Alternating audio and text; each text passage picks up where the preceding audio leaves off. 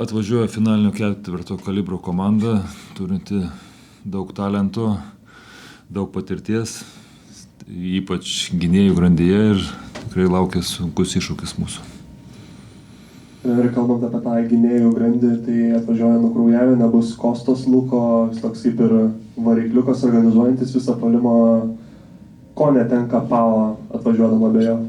Be jo kažkiek patirties, kažkiek kūrybos tikrai netenka, bet tikrai turi daug žaidėjų ir be jo talentingų ir patyrusių, kiti tikrai pasitemps ir kad negalim sakyti, kad čia jau labai smarkiai nukentėjo, bet tikrai Lukas šiemet gerai žaidžia ir skirsto kamuolius, kitus žaidėjus daro geresniais, taip kad kažkokia netektis jam yra.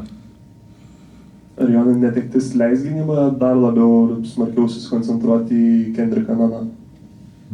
Visos komandos koncentruojasi į labai smarkiai, bet jis vis tiek 20 taškų vidurkį turi, taip kad taip, yra minčių, yra idėjų, bandysim jas įgyvendinti, bus matyti ir toj, kaip mums tai seksis padaryti.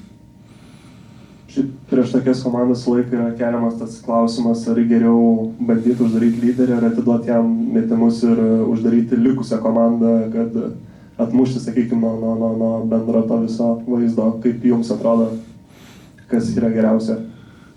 Geriausia jam neduoti priimti kamuolio, kad jis be kamuolio neįmes taškų ir negalės skirstyti kitus, bet tikrai, manau, daug komandų tą nori, kaip ir minėjau, daryti, bet nesigauna, nes yra tikrai elitinis žaidėjas, taip kad bandysim jį, kad jis kuo mažiau turėtų kamuolių, bet kaip gausis vėl, sakau, pažiūrėsim. Turim idėjų, kaip jį dengti, bet rytoj parodys rungtynės. Savo potencialą Panathinaikos turbūt geriausiai praėjusią savaitę pademonstravo, kai dvi tokias galingas pergalės iškovojo. Kur mato didžiausias tas jų stiprybės, tiek ypač turbūt puolime, tiek gynyboje? Tai visų pirma, kaip ir minėjau, patirtis.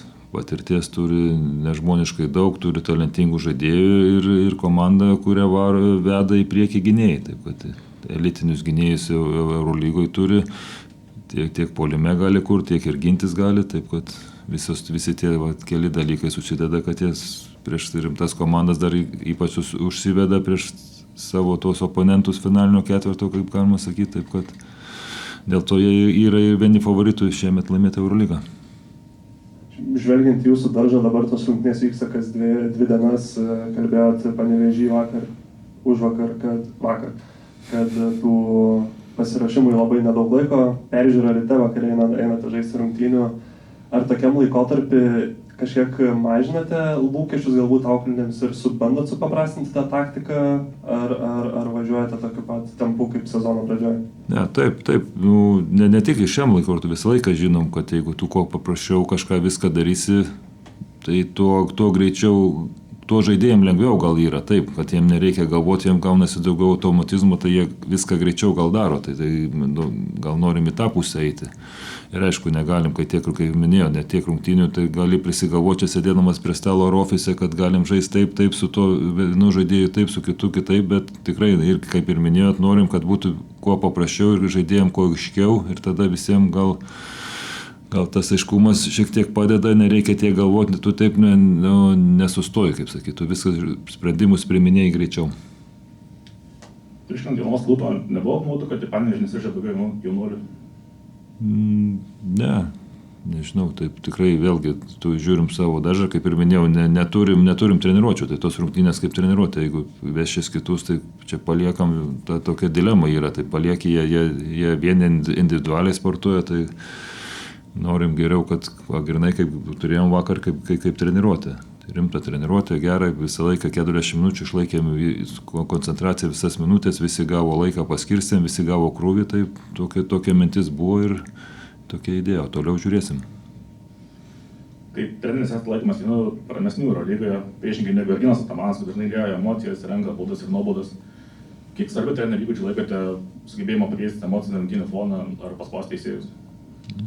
kas aš toks esu čia Eurolygoj, kad aš spaučiau teisėjus. Aš iš tos pradedu pusės daryti, kur Atamanas gali spausti ir kur aš spausiu. Taip, kad jeigu čia reiks įspausti, tai irgi gal kartais juokingai atrodys. Nežinau, aš čia taip galvoju. Erginas tikrai daro, jisai protingas yra ir atrodo, gal jisai, kad daro tik tai kažkokį šou, bet iš tikrųjų viskas yra pasverta ir viskas yra paskaičiuota ir viskas yra protingai daroma. Taip, kad jisai to kažkiek ir naudojasi ir sugeba, kai reikia nuimti dėmesį nuo komandos ir priimti ant savęs, čia yra aukščiausia klasė. Bet dėl to jis yra tiek patyręs treneris ir treniruoja tokią komandą.